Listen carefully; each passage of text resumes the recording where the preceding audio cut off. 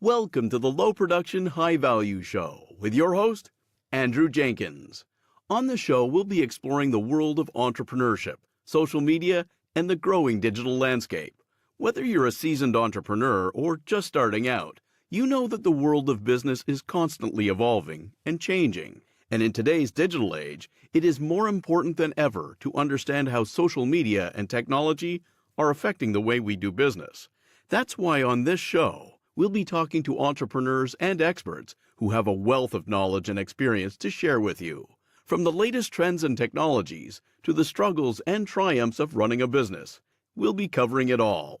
So if you're looking to level up your entrepreneurial game and become more digitally savvy, then let's get started with the Low Production, High Value Show. So welcome to the latest episode. Today's guest is Joshua Monge. Nice to have you with us. Thanks for having me. So I've had a couple conversations with folks in the fractional space, more on the marketing side, and you position yourself as a fractional COO, and it would help, I guess, as a point of to kick things off, is to, from your perspective, when you are talking to someone and saying, I'm a fractional COO, and they say, well, what exactly is that? What do you say? Usually I get the huh? Wait, what? Yeah. They're like, you could tell really, when you ask somebody something and they don't know the answer to it, and they don't know the answer to it, but they have to pretend like they know the answer because they want to chase face. So it's kind of one of those. Like a teacher asking for the book report when they didn't read the book. Exactly. And they're like, oh, well, so that is like, you could tell they wanted to go down the path like, I'm going to guess, but then they didn't because they actually don't. They can't even begin to guess. So it's a long way to say, yeah, so fractional COO, basically what I usually have to do is kind of walk people through it just a little bit. So I'm like, okay, you have an organization, you have the CEO, and then you have the COO underneath them that kind of helps get everything done. They're like, oh, right. I'm like, so I do that, but fractionally. Oh, okay. Yeah, a lot of people probably need that, especially small businesses and da-da-da-da. And so then people then are able to engage with it. So But the intro high.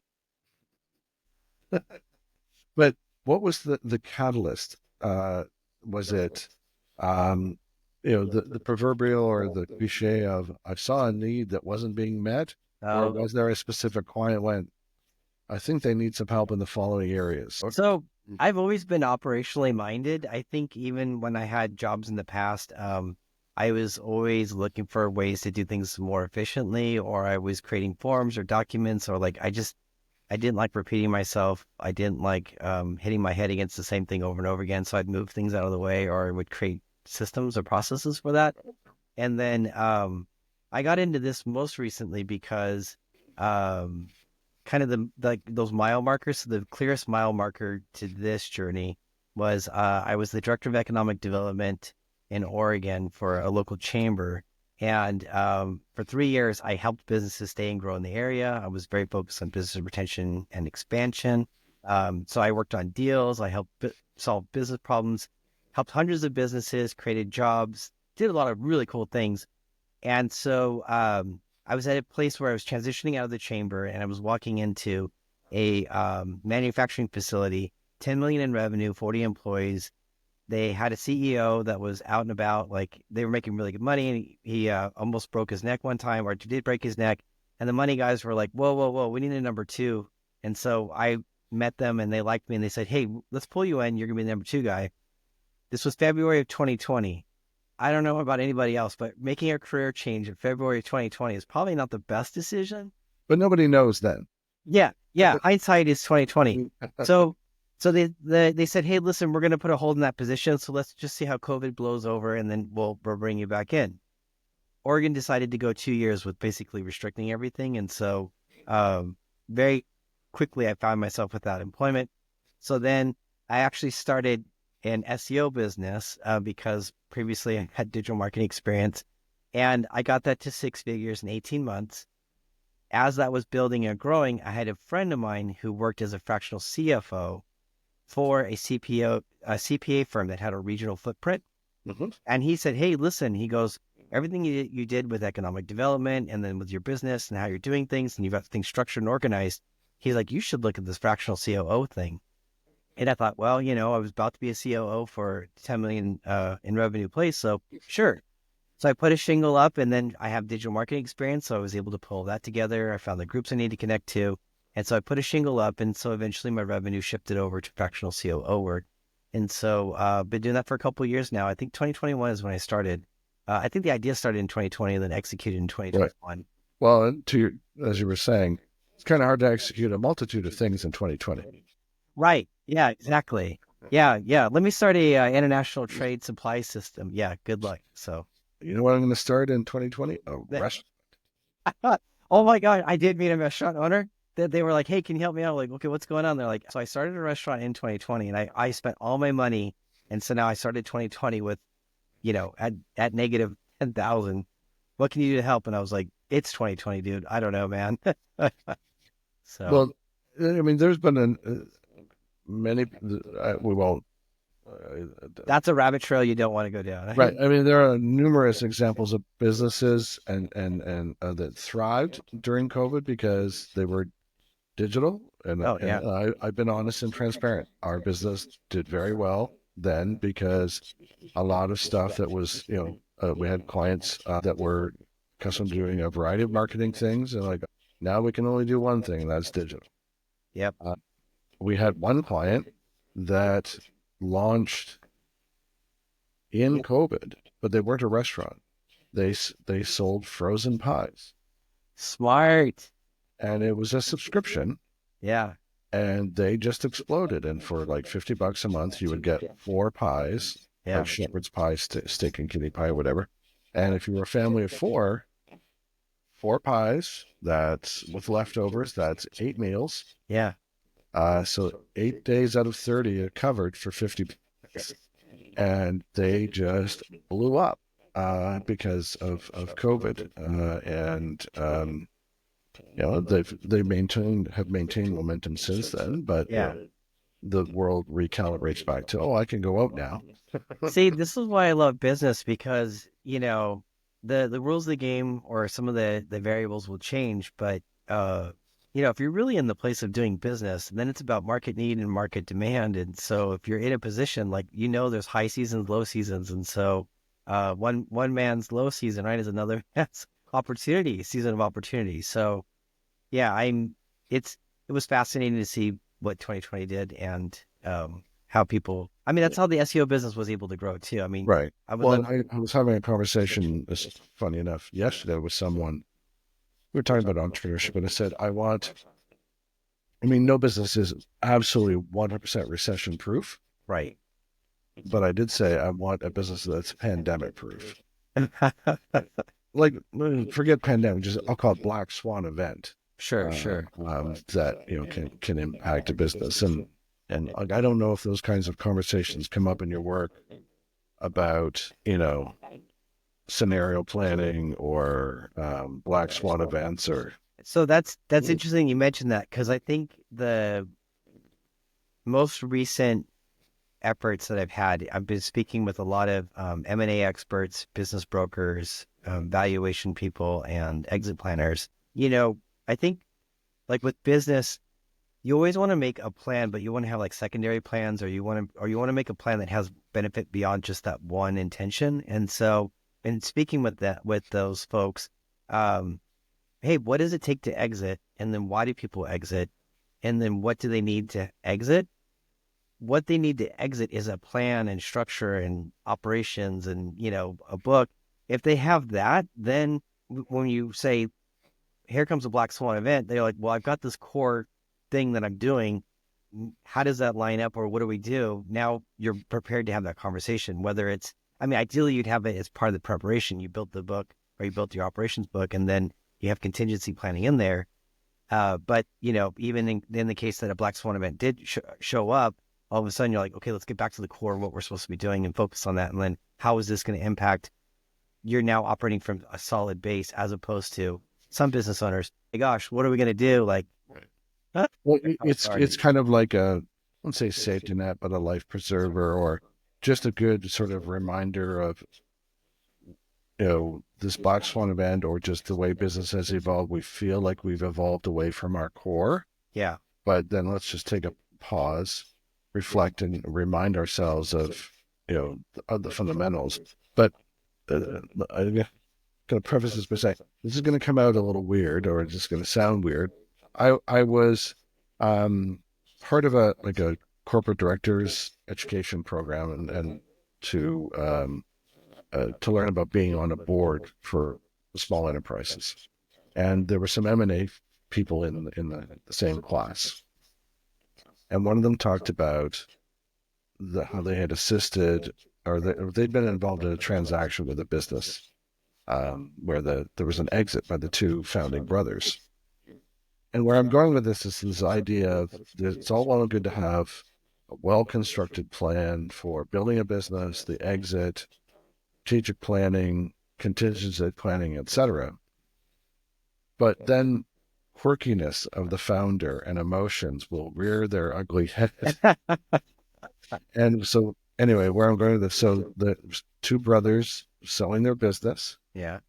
And the deal was, the spirit of the deal was done. It was all about to sign. And then they held the deal hostage. The one brother wanted all of his office furniture. Oh. And another of the founder goes, I want you to lease me a Lexus for like X number of years. And they're like, okay, you're going to make $1 bajillion that you can't replace the office furniture, or you can't afford to lease your own Lexus. Like, I mean, they came to terms, but Yeah. these just, I don't know, it was pettiness or, anyway, I'm just wondering what your interactions have been with, especially founders. Yeah, let me start off. Like running a business and getting the operations all solid is 100% easier when there's no people involved. So let's just, Who would have thought? yeah, right? Yeah. So that if we can get all the people out of the way, then we can have this perfectly running system. Well, sorry to interject. A friend of mine who was a management consultant, the phrase when people say, oh, we do things differently here. Yeah. Sometimes if you want to be really jaded or snarky, you say, there's only two things that people do. You either make stuff or do stuff. Which is it? Yeah. Yeah. That's it. It takes a lot of the puffed up importance that people will put on their own work, myself included. Well, yeah. So reduce it down to like inputs, right? So where are you in that? No, I think for owners, especially for the folks that I work with, they tend to get to a place where they're very successful. Like they have money, they have products, they have clients, they have good services. They even have a decent team. But what happens is there's a level of complexity that they get to that nobody's managing the complexity, or the CEO is managing it by default. All of a sudden it's like, oh, there's another 5 hours, there's another 5 hours, there's another 5 hours that just stack up during the week of things that they have to do. And so when you get to that place, then they tend to be firefighters and they're always putting out fires and they're always doing urgent stuff. And so then what happens is someone like me comes in and we start putting out the fires and we start getting the wheels back on the bus. Then they are looking for fires. And so there's no fires. So then they get their matches and start lighting fires because they're like, well, if things aren't burning, nothing's getting done. It's like, no. The car is supposed to be running without the seats being on fire. Like I'm only engaged in my work if there's a fire to put out. I mean, because that's what they've been trained in. Like, that's kind of like, even on the, the brain stuff of it is, you're always putting out fires. So, I think that's a very vague, like general stuff. There is a kind of another facet to this. And this is something I find challenging is when you come in with operations, you're like, okay, let's slow everything down. Let's get things structured. Let's build. And then when you do that, it's a different way of operating than what the owner is used to. And then their personality, their creativity, all that stuff that got them going and got them to this place, they're having to shift gears. And so I would say as an operations person coming in, I have to balance between letting creativity be creative and like kind of running amok and here's the crayons, here's the scissors, here's the glue, like just go nuts. But let me tape off the floor and you go nuts in this corner while I fix the rest of this. You got to find that balance. So, but as the complexity of their business ensues, or has, I won't say atrophied, but is becoming more prevalent and causing more fires, and Yeah. they're reactive rather than proactive. Two things come to mind: this idea of like, how self-aware are they of what they're dealing with? Like, do they recognize the problem? Yeah. And also, sort of as secondarily, what factor or factors have you seen that tends to cause the growth of those complexities? Poor documentation of processes in the beginning, um, ignoring the problem. um, Yeah. No, that's a good question. Uh, So this is like, I don't know, depends who asks the question and how they ask it. I kind of take two okay. different angles on it, but I think should you be concerned about operations at the beginning? Yes, but not to the point that it hinders your ability to put the product out, get the work done, collect the checks, like it's almost like do you build the perfect boat before you get in the water, or do you throw the plank in the water and then just kind of jump on it and build the boat as you go? I mean, it's not I don't want to use the cliche of Facebook move fast and break things, Yeah. but the cliche, I don't know what I don't know. So you can't always anticipate Yeah. every. I'm gonna push back on that for a second Okay, because I think it's like if you were to walk into a where basketball. do you get off? Tell Yeah, it. yeah. It's like, or you're in Canada, so it's like if I were to show up, Right. I have like a remote smattering idea of how hockey works. But if Yeah. I show up and I'm like, hey guys, I'm here to play hockey, and I don't want to break my face and teeth and my whole Right. body to learn this process, like I probably should watch a little bit and Right. I know I'm not being that simplistic, as in you can just, jump in without any knowledge whatsoever or having thought some things out. yeah, But, you know, setting in motion a new service or a new product, yeah, yes, there will be some baseline fundamentals that are just simply required. yeah. But servicing two clients at the origins of your business versus 10 2 years later are two entirely different things. Right, right. And I think, yeah, you can't, and I call that building a bridge to a solution or a situation that we don't even know you even Right. need it. So I think in that regards, yeah, there's definitely some learning as you go along the way. And so this is where I like, I was kind of tongue in cheek a little bit about answering that question of you need operations at the beginning, Right. but the answer is yes, but not to the point again that it hinders your ability to move forward.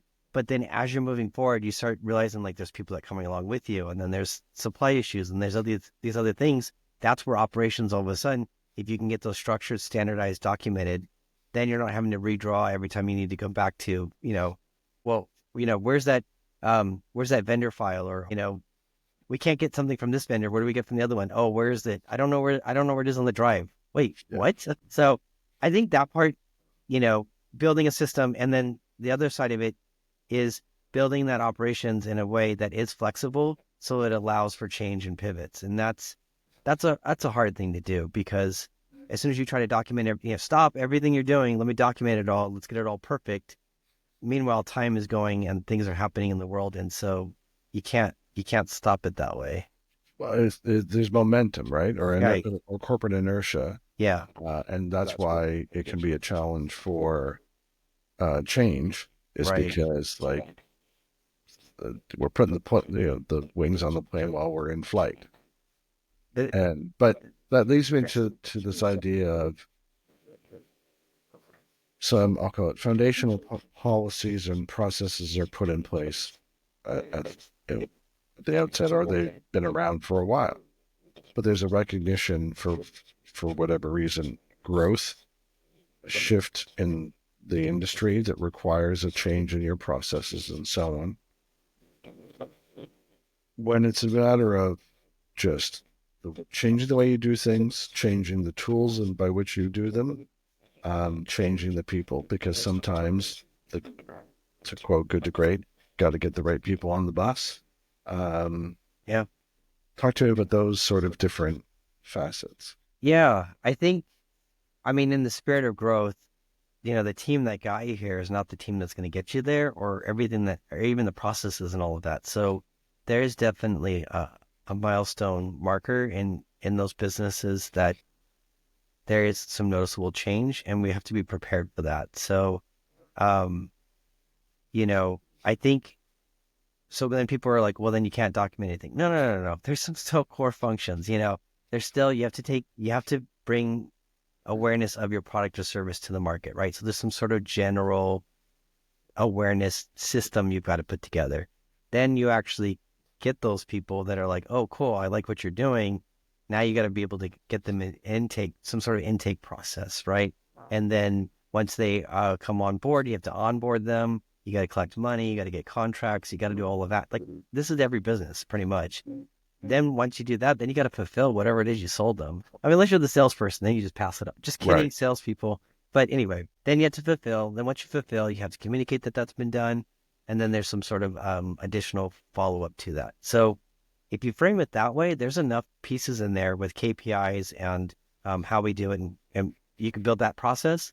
And that's enough structure to kind of get you down the road pretty decently. And if you could document those, you'd actually be ahead of probably most businesses that I talk to because, again, it's one man show or one person show that's running this and they're kind of hodgepodging things together as they're running along.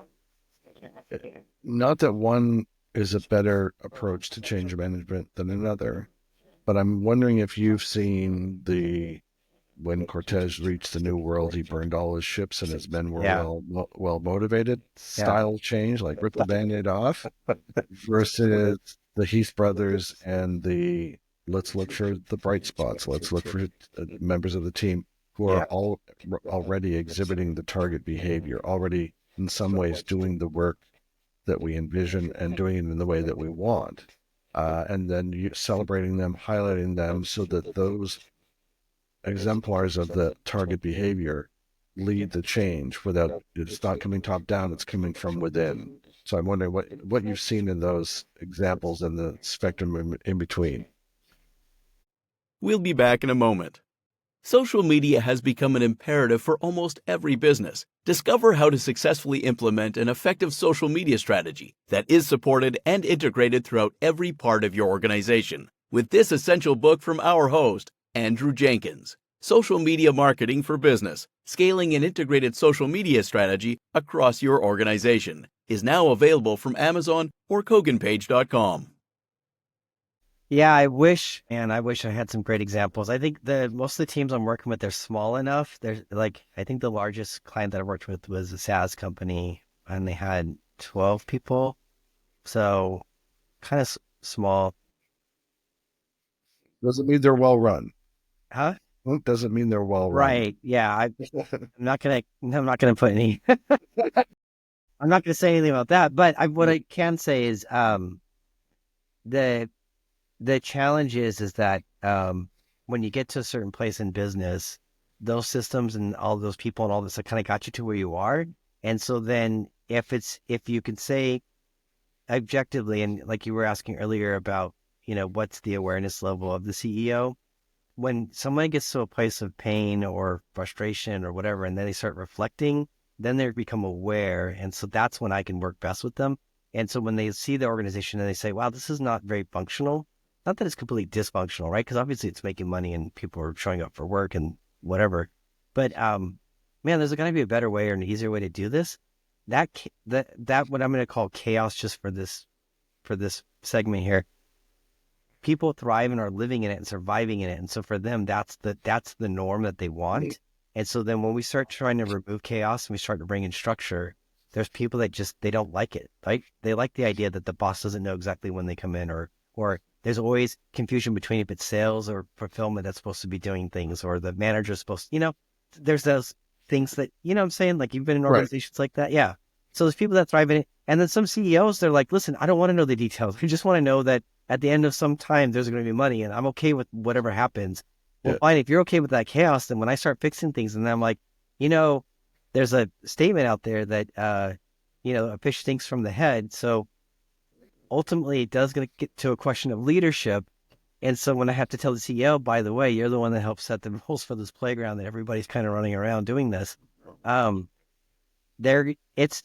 That's the first conversation to get. And then the second one is like, okay, cool.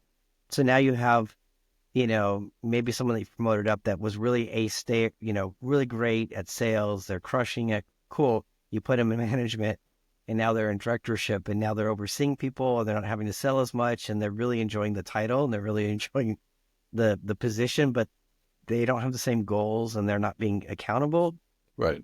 You start putting those accountabilities back in and you start, this is the role you're at. These are the things you're supposed to be doing. You put those in very quickly. Those people decide that they don't want to participate. So unfortunately, I have had, in my experiences with the companies that I've helped, specifically as a COO, we've actually had to replace folks because the organization's small enough. It's easier to replace them and get people that when they come in, all they know is what we're telling them. So for them, this version 2.0 or 3.0 of the business, they're coming in as that's the norm. So they're not knowing anything different, right? And to recognize, like, there are some people within a small business where you're doing, the wearing many hats, versus, my company is small, but I've also worked for 3 of the largest enterprises in Canada. And I know what that feels like too, where there's lots of systems and it's like, I know this very narrow niche of my job. And then once I hit the bump up against the person who takes my part of my job to the next stage or whatever. And so you end up being very narrow, but very specific and deep versus, I'm going to go work for a smaller company. Like, geez, my spectrum or my purview is like considerably wider. Yeah. But one of the things I wanted to touch on with some of the smaller firms that you work with that are in a situation, a circumstance of design, where it's founder-led sales. So on top of operations, they are the face and organically or proactively, they're doing all the biz dev. The problems that you're helping, sometimes the problems with operations are exacerbated, like if they're selling too much, not selling enough. And I'm just curious about that dynamic between what in those scenarios. Yeah, I think this is where, since we're talking like kind of fractional COO work and what that looks like, whoever you're bringing in, you need to know their values and their philosophy on these things, because I'm gonna say this, and I know I'm probably get some flack for it, but if sales is doing their job and they're making money and things are coming in, and it's not, you don't tell sales like slow down, stop, like you're not No, gonna. No, so I agree. You figure out. So But if it becomes a problem where clients are dissatisfied because of missed deliveries and now, okay, yes, now 1,000%. That's definitely where sales needs to retool, and that is definitely a separate conversation. But I think so. Founder led sales, I think in early stages, or let's say I got in trouble for this because I said this to one client. They had a business for 10 years, and I was like, "You're still a 10-year startup." And they're like, "No, we're a $1 million company." And we're, no. And I was like, "Yeah, but nothing's documented. You've had high turnover. So anyway. The signs are there. Yeah. But I'm saying is like, but we want to get to the stage of growth, those early phases, the person that founded the business, they're the best salesperson. Like, they care about the business. Even me coming in, I care about the business. I care about the owner. I really want to do what I can, treat it almost like it's a second business for me that I'm trying to launch or participate in. But I still don't have that. I still have my family, my job, my work. So nobody cares about the business as much as the founder does. Maybe their spouse, whatever, or the investors to some degree. But so that person best is to represent the company. Now, there is places where maybe their technical skills are really good, so they can sell. Maybe they're the second person to talk to the that sales process. Anyway, early stage, you want to get that initial success, and then you get to a place where you start, if you can actually map this out and get this organized, then you can start seeing what the bottlenecks are. And when the owner becomes the bottleneck, that's the hard decision, because then you have to tell them, hey, listen, your technical expertise, you're great, but that intro to sale, like showing the person the whole factory of how this works, like that's not going to work now for getting to that next level of audience. And so, yeah, we need to get a salesperson in there. As an operations person, and particularly as a fractional COO, I see this basically like 4 roles. So one, CEO's at the top, the COO is right underneath them. So you have the visionary that's casting the vision, trying to get things done, wants to take the hill, wants to do all these really cool things. COO is there to help get that happen. Like, hey, okay, boss, that's what you want to go this way. We're going to go this way. You want to capture that? We'll make the plan. Let's execute. The second function then is kind of off to the side is sales. Sales is out there selling. So then operations is there to make sure that fulfillment's in place and that they can actually execute whatever sales is selling. Ideally, sales would only be selling what could be fulfilled, but sometimes it doesn't work that way. That's okay. We can figure that out. The third line is supporting frontline. So anyone that's dealing with clients and customers, we want to make sure operations is in place to facilitate that. And so get that team what they need so they can get the client work done and have the resources and tools.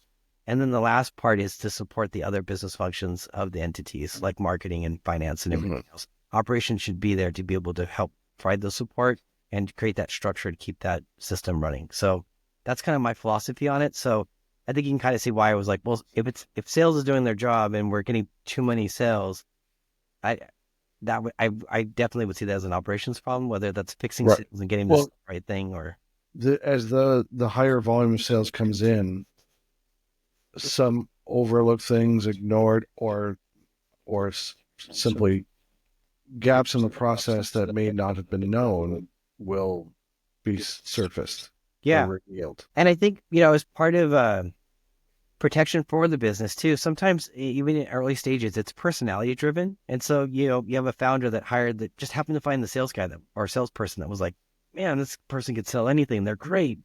Cool. Let's take what they're doing and let's take and let's document some of those processes or some of those ways that they do that. Because if that person is really great and you can't grow as fast as that person's wanting, they're going to move to that next opportunity. You don't want all that intellectual property or the IP to walk out the door. So let's document as much as we can. So the next person might not be that superstar, once in a lifetime salesperson, but we've got some of their best practices and best techniques that we can transfer over to the next person. I wanted to pick up on something you said earlier about values. And what comes to mind is when you're considering an engagement, what sort of things do you talk about with them to confirm that not so much they have to share the same values, but at least that this engagement is going to be aligned with your values? And also, like, what are there red flags based on things, their behavior, things they say? How do you make sure that, okay, this is actually going to be, a desirable engagement versus like, oh my God, I can't believe I signed on for this. Well, yeah. So one, I have to know myself and what I can do and what kind of personality types I can work with. I mean, I've been fortunate over the last 25 years. I've worked in several different industries and several different roles. And so for me, I have a pretty good kind of knowledge base of drawing from. So the personality types that I work best with are people that are willing to learn, that see me as an asset of coming in and actually not telling them things that they don't know, but helping them prioritize and being a sounding board for their ideas and everything else. And then also trusting me to help them get things done. And that's a vulnerable place to be in for a small business owner, especially if it's your revenue's tied to it and everything else.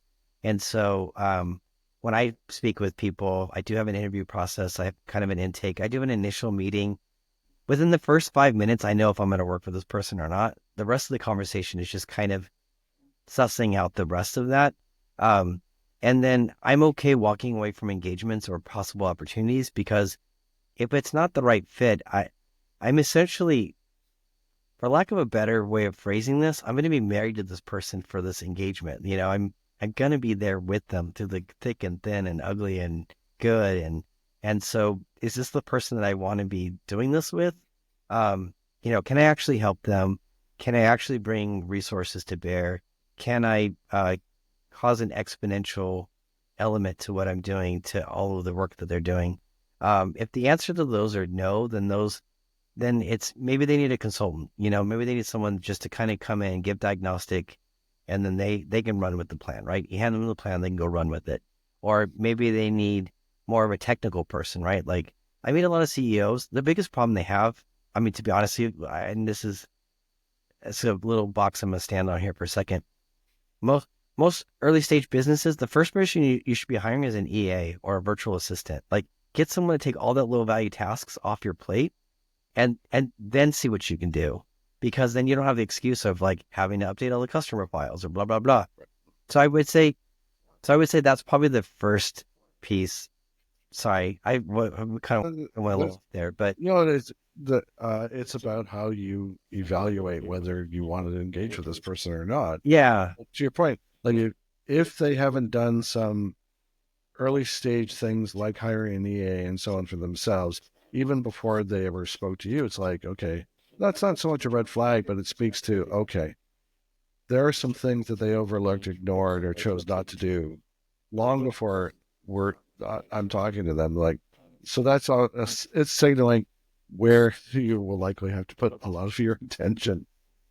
right. And the other thing is like, I'm not cheap. So like if I'm coming in, I'm also aware of the cost. And there's been times in even my own engagements, I'm like, listen, I'm not providing the value, and this holdover season, fine, but maybe we should take a pause or we should refresh this because as an operations person, I can't justify me being an operations person for you if we're not moving forward in these things or shaping these things.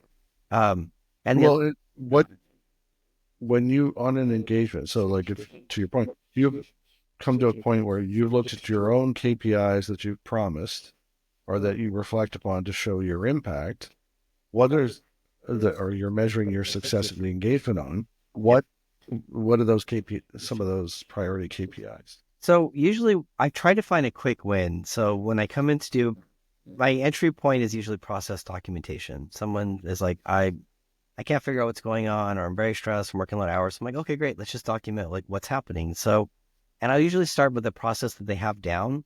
And I'm using air quotes here for people that don't see the video. Um, and I go through it and they're like, it's a 6-step process. I'm like, okay, great. Then we'll get this done in like 5 minutes. And I pull out Lucid Chart and I start mapping everything. And they're like, well, the customer fills out the documents, they send it in, and the salesperson reviews it, and they start going through it and like, holy crap, this thing's actually It's like 20.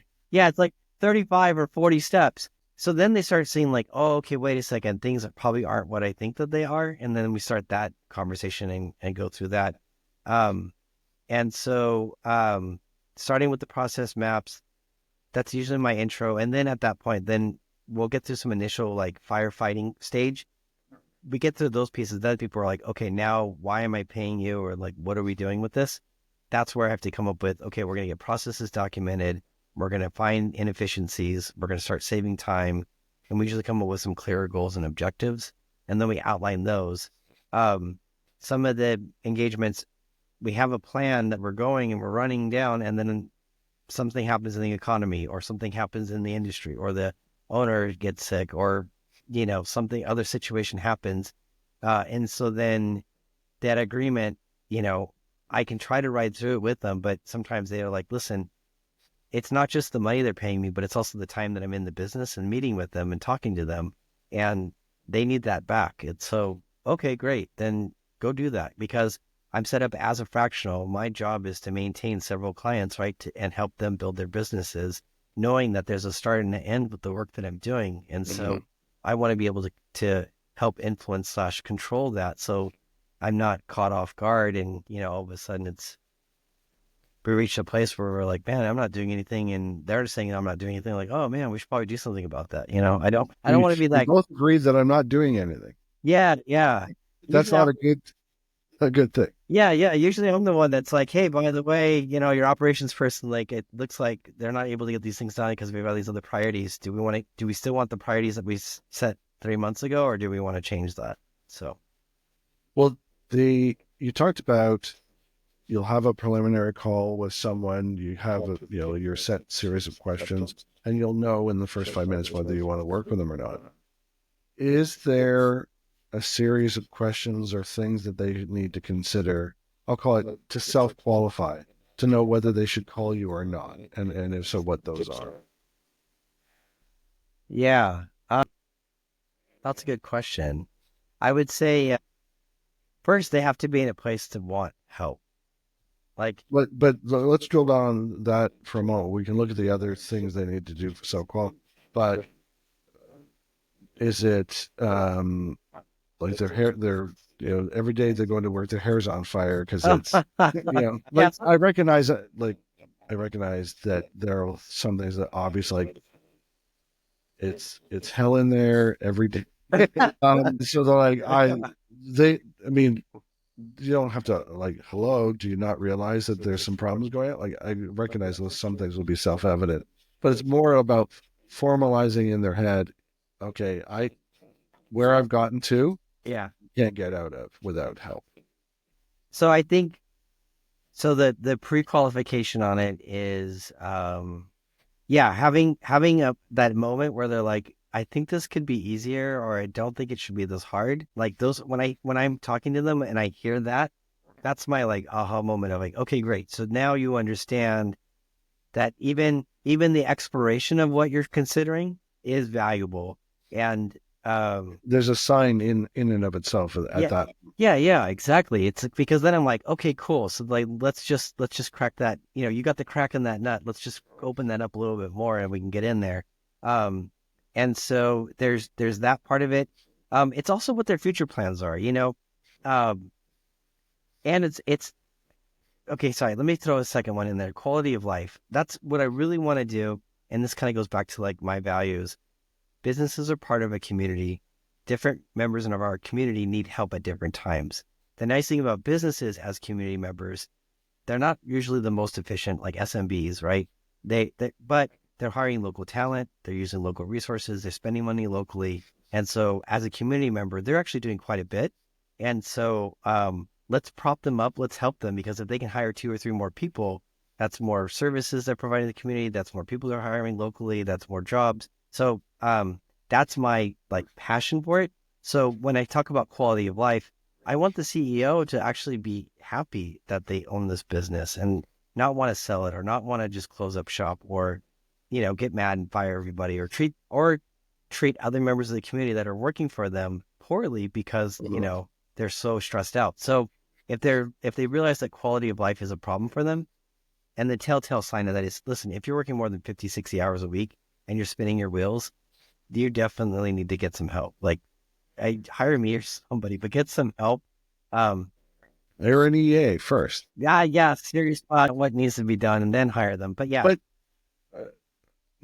on that one thing, oftentimes entrepreneurs, well, to your point, a lot of times you're engaged because processes aren't documented. right. But one of the biggest hurdles, and I've talked to others who've hired EAs and so on, is one, you have to say to yourself, I have to stop saying it'll be quicker if I do it myself rather than try to train them to do it. But if you do train them and you can get it off, delegate it and have it off your plate. Yeah. But it's the lack of awareness or the lack of the ability to document your own processes or to identify the shopping list of things. Oh my God, my life would be so much better. I would have the work-life balance that I so desire and so I believe richly deserve, but don't have. Yeah. Because I can't get out of my own way to hire an EA.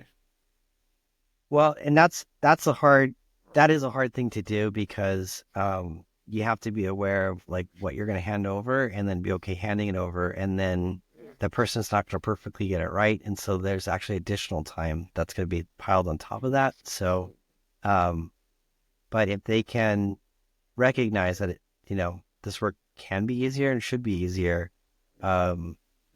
they should take a look at themselves and go, okay, here's how I'm spending my time. I'm supposed to be billing at X number of dollars per hour. So let's just pick a number. Let's say, I don't know, $200 an hour or something like that. It was what you're supposed to be billing. Then why are you doing a $10 an hour task? Right. Yeah. So there we can show some inefficiencies. If you can boil it down to some, just for the sake of back of the napkin math. Yeah. And like,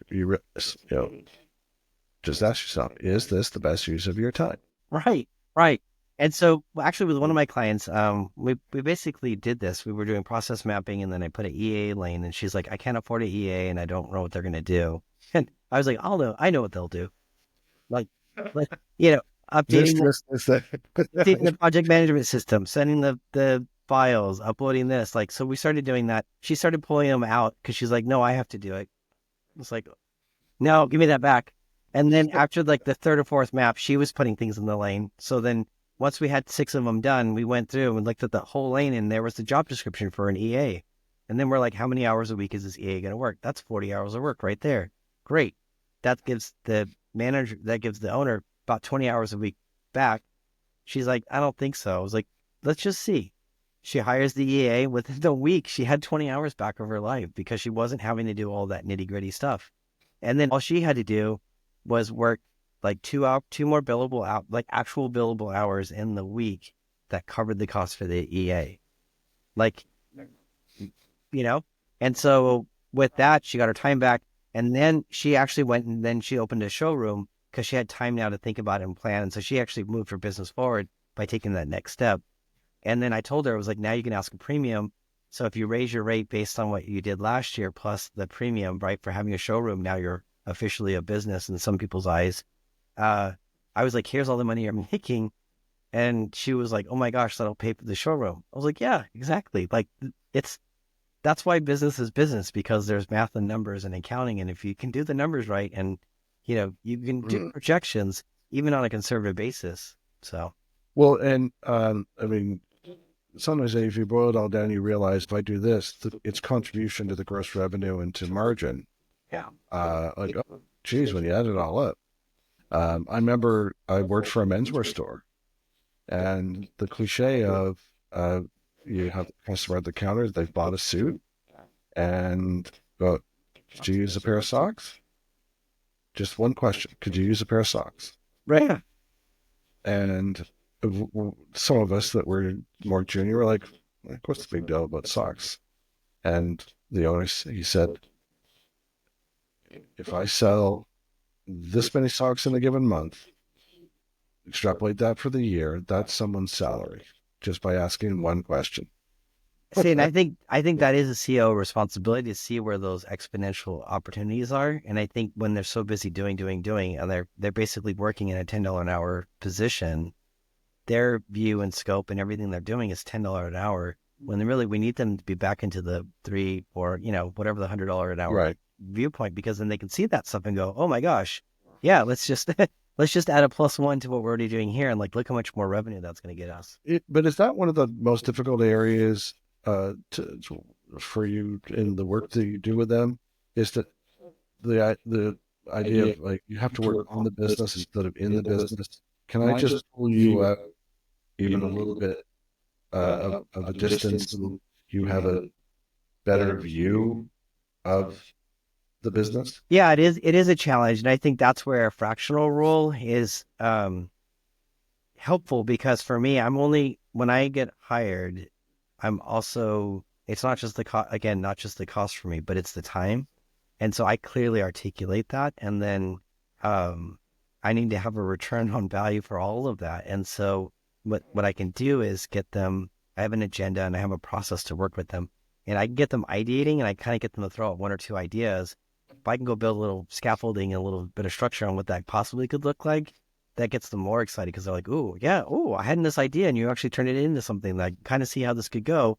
Then I'm like, yeah, great. That was just like me doing that in just a few hours a week. Like, imagine if you actually could get all of the crap off your plate that you're not supposed to be doing to someone else, and you had a bigger block of time, you could keep building future. But again, that mind shift and that what you've been practicing the last 2 years, 3 years to get your business off the ground, you knew this was to survive, that process, what you were doing in the past. So to take on new behaviors, it's risky, but I believe in calculated risk, right? So if you can say, no, if you get 10 more hours back and you bill 5 of those hours at billable hours and you have 5 more hours of creativity, think of the new cool things you could do with that. Well, I mean, Richard Branson talks about, if I can manage I'm faced with a critical decision. If I can manage the downside, if it doesn't go like I think it or hope it will go, yeah, as long as I can manage the downside, I'll likely do it. Yeah, but on the flip side, a little bit is you actually have more to lose. you have more to lose the further you go along too, because you did all of this stuff that you knew was working and worked, and now you're taking on behaviors that you don't know 100%.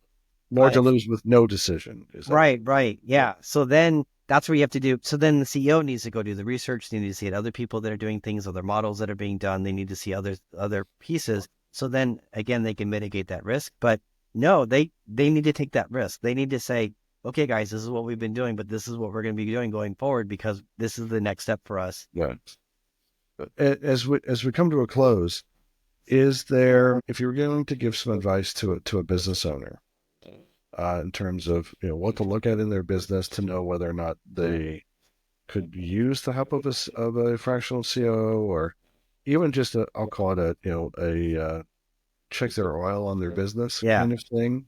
What would you say for them to look at? I know it's hard to boil. No, there's one thing.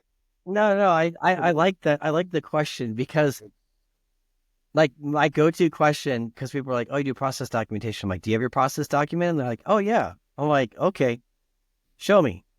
They're like, "So is that a litmus test or oil check?"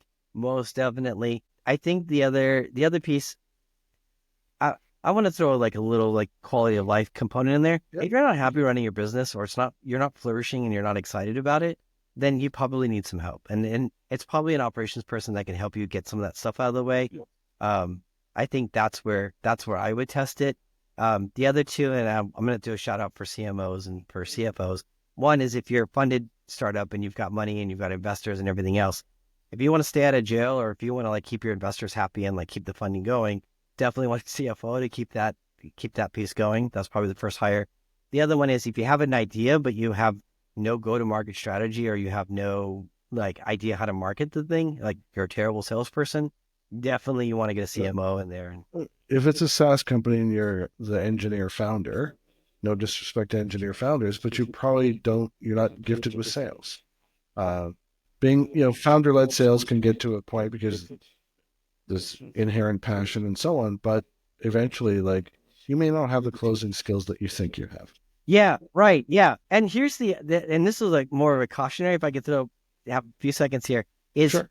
Our initial success though is not a pattern for success going forward. So when you hang that shingle up and you're like, I'm getting started, and then you ask your friends and family and they all are like, yeah. And you're like, cool, I'm making money. Woohoo. What happens when that pipeline ends? When all of that work, you get that done, and then you're sitting there, Ask every financial advisor and insurance salesman once they've run out of family. Yeah, exactly. Yeah. If you don't have a pipeline after that, then you probably need a CMO or CRO. Well, listen, thank you so much for this. I had a lot of fun and appreciate everything that you shared with us. And let's see how many founders and business owners reflect on, do I have everything documented? Andrew, thank you so much. This was so much fun. I really appreciate the opportunity to come here and talk to you. So great to have you. Thanks. Thank you for joining us on this episode of the Low Production High Value Show. Be sure to give us a rating and subscribe to make sure you never miss an episode. Don't forget to check out Volterra at volterradigital.com to learn more about how they can support your social media marketing.